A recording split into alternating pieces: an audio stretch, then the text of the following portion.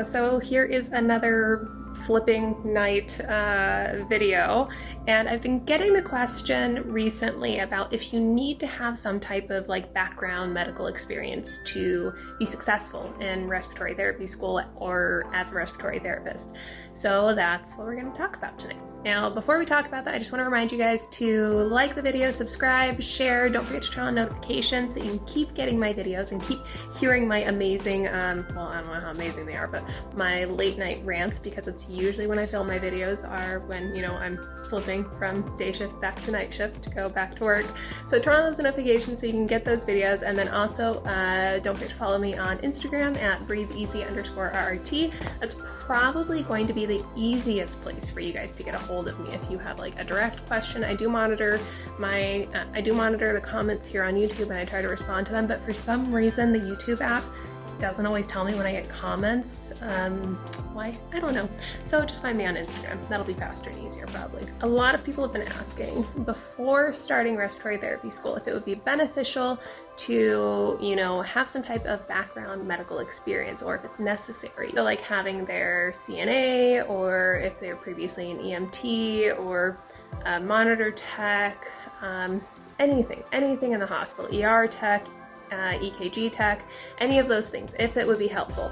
And I'm not gonna lie to you, yeah, probably be helpful in some aspects. Like you're gonna be more comfortable with direct patient care, because if you have not been in healthcare before, that's a different experience.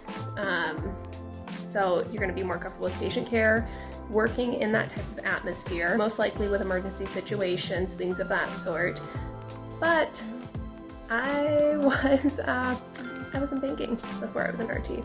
So not 100% necessary. And it's like the furthest thing you can do from medical, other than someone once told me that there are two things that people get very upset and very emotional about very quickly. And one is if you're dealing with their money, and two, if you're dealing with their health.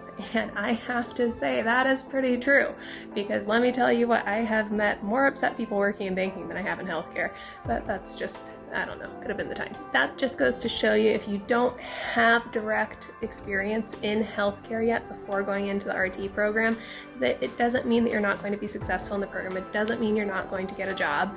Those things will help to a certain degree, but I do know a lot of people that were, you know, EMTs or techs or LPNs before that were like, man, I was thinking about this all wrong, or I did not realize that's how this worked at all. We each specialize in different areas. So if you don't know something and you do have a medical background of some sort, it's not the end of the world. No one expects you to know everything. But again, it's also helpful in the area probably that you've been through similar medical programs before, because a lot of them are very fast-paced. So you kind of have a better idea of how to study for those types of programs. Now, let's say you don't have time to go get a completely different certification, or you're not interested in getting a certification to be a nurse's assistant or some other area. You could also volunteer. So you can volunteer within the hospitals, but that's not really going to be super medical related. It's usually going to be reading or restocking or something of the sort. It's probably not going to be direct patient care related. So although you will be in the hospital, which will be good because you'll get to kind of get your foot in the door, get to meet people, get to know people, you're not going to get that direct patient interaction the same way you would as if you had some type of previous medical experience. And then of course there is also volunteering for various organizations that are healthcare related.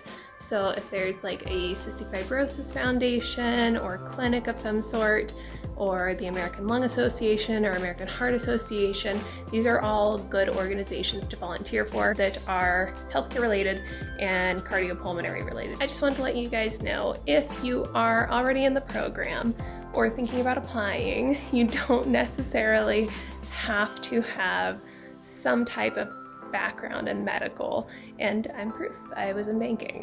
So I was able to pass the program, I was able to get a job right out of school, and I am still a working RT. So, you know, there's certain advantages other people probably had over me, and I'm sure they still do, just with that additional experience, because it's a different way of thinking. So that is there, but it doesn't mean you're going to be unsuccessful if you don't have that experience, and it's not necessary either. If that's the route you want to go, that's awesome. do whatever feels right to you. But if you don't have that experience, don't stress out. You'll get through it. But basically that's it. This is just my short little nighttime rant before I start doing homework. And again, don't forget to like, subscribe, share, follow, ask questions down below, whatever other YouTube-y stuff I'm supposed to be telling you guys to do. And yeah, I will see you guys next time.